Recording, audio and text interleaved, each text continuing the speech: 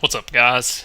We're going to take a look at Nourishing Lich, the greatest deck ever made for Legacy. For a combo player like me, anyway. I don't own Lion's Eye Diamonds on Moto, so the combo decks I can play are pretty sparse, and this deck's this deck's a lot of fun. It's terrible. There's no way that you could call it anything but bad, but it wins more than it should. I think that's a fair statement. And whenever you are winning, well, it's great. It's great to win with. Makes you feel good. The combo, we'll start with that, is to resolve Nefarious Lich, get it in play. Nefarious Lich, a lot of text. Basically, if it leaves play, you lose the game. If you're dealt damage, you remove cards from your graveyard from the game. And if you can't do that, you lose the game. And if you gain life, you draw that many cards. So you resolve this, then you play Nourishing Shoal, pitching Autochton Worm. I think that's how you say that. Anyway, not Emrakul, for 15 life, and draw 15 cards, and you know, chain those together, draw 40 something cards to your deck, Blazer an Orb, draw more cards to your deck. Yeah, he's in there too. That's a sweet card. I remember playing this back when Ice Age was the thing. It's like, wow, man, I can sacrifice my land, then Armageddon, I gain like 8 life. This is crazy. Anyway, so after you've drawn your deck, you draw one of these Sickening Dreams, play it, discard your hand, or 20, however, whatever their life total is. You discard that many cards, then deals that much damage to everybody. Well, from the cards you've discarded, they're in your graveyard. Nefarious Lich triggers, and you remove those cards from the game instead of taking the damage, and your opponent dies. Uh, yeah, that's the combo in a nutshell. So to really go off, it's a 3 to 4 card combo. Like, you really need a Dark Ritual to. You can consider that a combo piece, because tapping 4 mana to hardcast Lich is ambitious. I mean, it's happened. It's something that can happen. For protection, we have all 4 of these discard effects. Could possibly just be 4 Thoughtseize that it needs, but I only have 2 Thoughtseize that are the Lorwyn picture, and I hate to mix them if I don't have to. So 2 Duress saves you 2 life, which is sweet, I guess. Anyway, that's your interaction, and it's obviously not enough.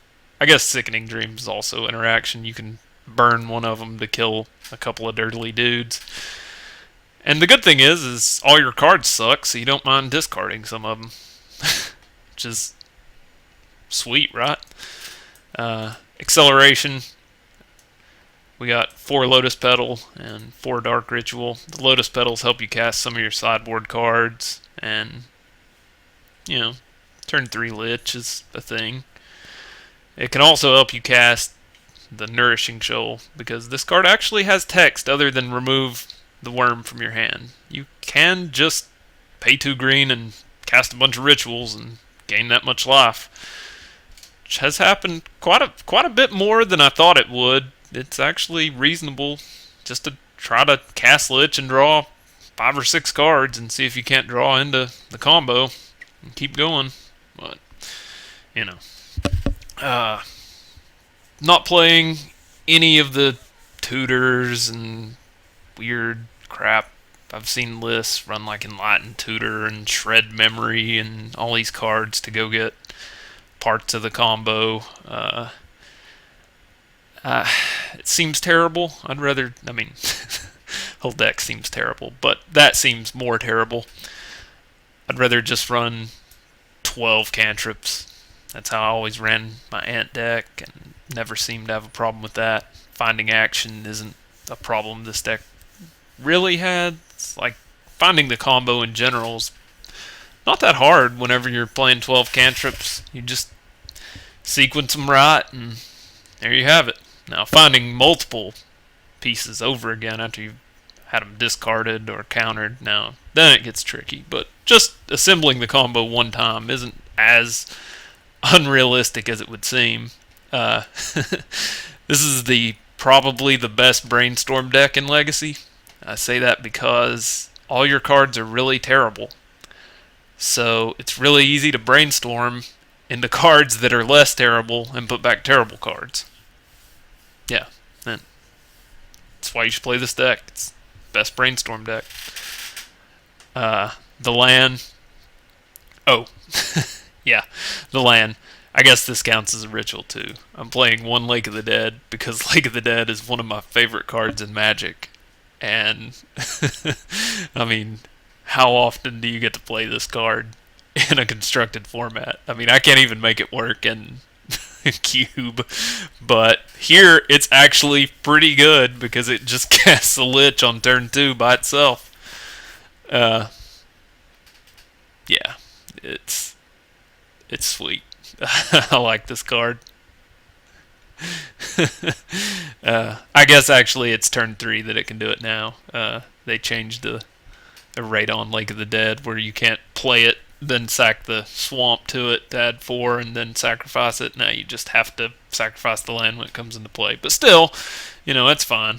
This card's good enough that we'll make those sacrifices. The swamps, a basic swamp, and all these not basic swamps. Where you at? Underground Sea. There we go. These guys are in here to help you cast your sideboard cards. I guess Bayou actually helps cast the Shoal if you have to. I'd rather they be basic swamps for the most part because Wasteland is a thing, popular thing. But if the card that my opponent is playing to hate me out is Wasteland, then things are going good. Yeah. Basic Island and Tundra are, Basic Island, Tundra. Tundra helps with silence and da. 6 fetch lands, all of them go get a black, which is probably just wrong because they should probably all just go get a blue. But I think Marsh Flats is a sweet card. I like the picture of it better than like Scalding Tarn or the other blue fetches I have. So whatever, we're gonna run it because I want to be able to maximize my chance of having a swamp in play so I can play Lake of the Dead. And you do need 4. I mean, hard casting this comes up quite a bit, so being able to fetch basic swamp isn't terrible. The other lands, you got 5 rainbow lands. I don't know which rainbow lands are right. I don't like any of them, I suppose. I think the other one that people play is Forbidden Orchard, the one that Oath used to play. I think that's right. It seems terrible. City of Brass is pretty terrible. Gemstone Mine is pretty good, but I end up losing it more often than I thought I would because this deck isn't just the speed demon. But I don't know. We'll see which one ought to be the one we play. I think it's fine like that for now. I haven't had any problem with mana really, but you have to run a good number of these because you do need to cast, you need to cast Brainstorm and still be able to tap for black, and then after you board cards in, look at the sideboard. I mean, you need like green, black, white, red. I guess you don't need red, but double blue. I mean, casting costs in this deck are things have to go pretty good. Let's just put it that way. Moving to the sideboard, 3 Leyline of Sanctity. I don't know. I love this card. Like, I want to play it in every combo deck ever. I know I can't, but I still try to force 3 or 4 in just because, man, it's a lot of combo decks that I play, especially like if you can protect your hand and not have to target the discard. I mean, you can power through a lot of stuff, even with a crappy deck like this. Like, I mean, this deck is bad, but it is powerful. Once you start comboing, I mean, you're gonna draw, when you draw 15 cards, you're gonna draw another way to gain life and draw more cards and chain it together. And then, I mean, if your opponent doesn't have something pretty good, I mean, you are gonna kill them. So it it's not a real deck. Don't get me wrong. I'm not saying it's a real deck. It's a joke. It's terrible. But it can win the game. And protecting your hand is a good way to do that. And yeah. The next cards I guess we'll talk about are the anti-Spirit of the Labyrinth cards. Massacres and Dreadnoughts.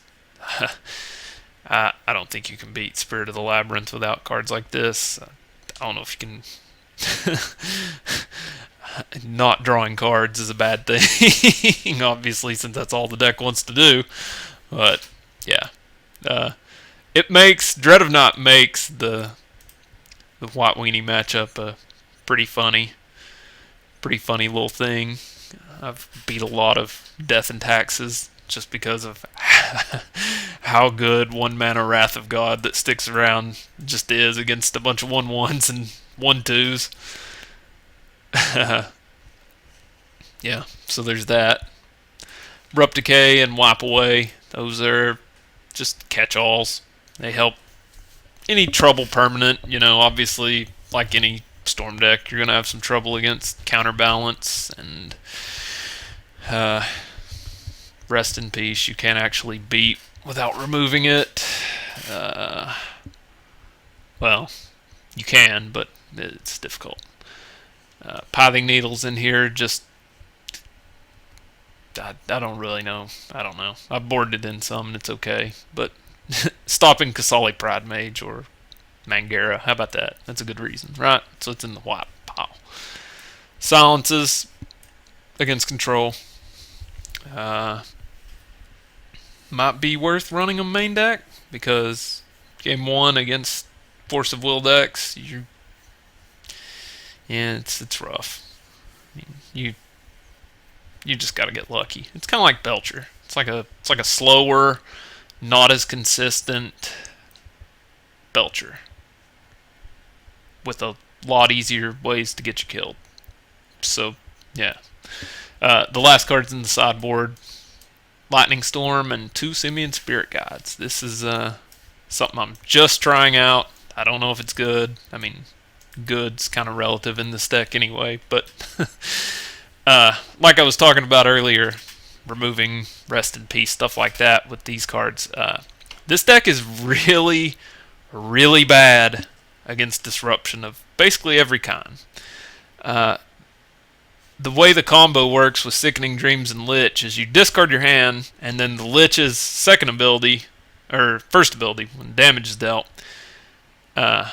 removes the cards you discard from your graveyard, and that prevents you from dying from the Sickening Dream. So if you discard 20 cards, you remove 20 cards from your graveyard, keeps you alive, kills your opponent. It's good. But if they have ways to remove your graveyard, obviously you can't, and you die. So you don't want that.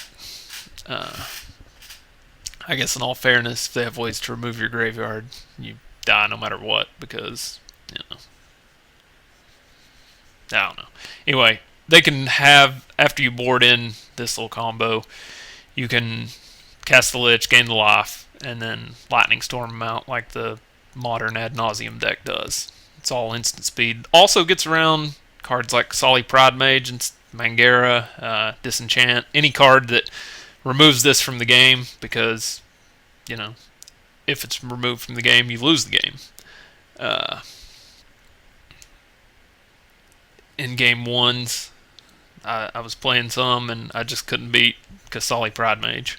Like, if they kept 1 mana up, there was just only out I had was to draw one of the Sickening Dreams and kill it, and then cast the Lich. So after boarding, you get in those situations where you cast the Lich, say go, and then you just stare at each other until they try to blow it up, and then you kill them with Lightning Storm. In theory. I guess that's... it might work, come on. I'm coming up with stuff for a deck that tries to win with Nefarious Lich and Nourishing Shoal and Legacy, so give me some slack. Anyway, I'm gonna go run. Come back, try to hit an 8-man. If one will fire, if it won't, we'll do some one-on-ones. This is the little deck tech. Let you know the thought process behind this. And keep working on it. Maybe change some stuff. Maybe this deck is a contender somehow. Then no one's figured it out. And be back. Thanks for listening. Thanks for watching.